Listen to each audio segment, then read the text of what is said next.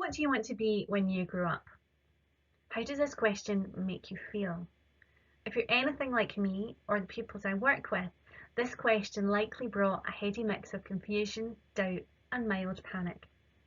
Today I'd like to talk about why this can be such a difficult question for all of us, but especially teenagers. And it's not because teenagers are difficult or lazy or hot-headed or uncommunicative. I mean, they're all of these things, but not because they want to be. Let me explain. Teenagers from around 10 or 11 up until at least 25 are going through their second wave of brain development. Described simply, the teenage brain is pruning unused connections and speeding up well-used pathways. It's a bit like upgrading broadband. And for anyone who's had broadband installed recently, you'll know that before your speedy new service, there's a period of disruption. For teenagers, this disruption looks like an increased sensitivity in the emotional and creative space of their brains, the limbic system, with the logical area, the prefrontal cortex, being the last to develop.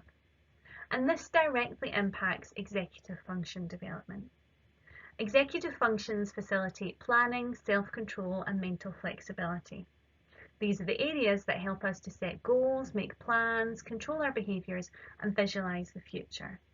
So when your teenager is unable to plan their homework, stop themselves eating that last donut, or control their emotions, this is why. They're literally developing these skills.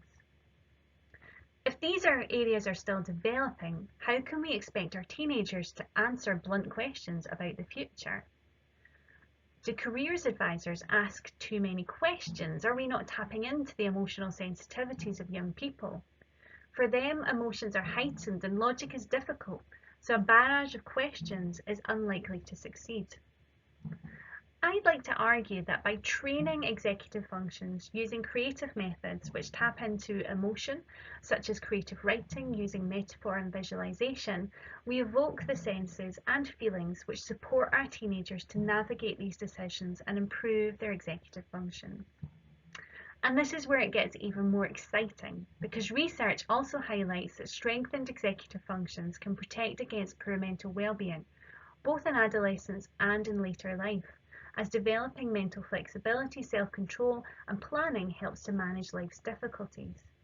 So to sum up, I hope to prove that creative career counselling can support career decision-making and strengthened executive functions, whilst helping teenagers to gain more resilience for all that life throws at them, including stupid questions about what they'll be when they grow up, because quite frankly, we don't want them to stop growing.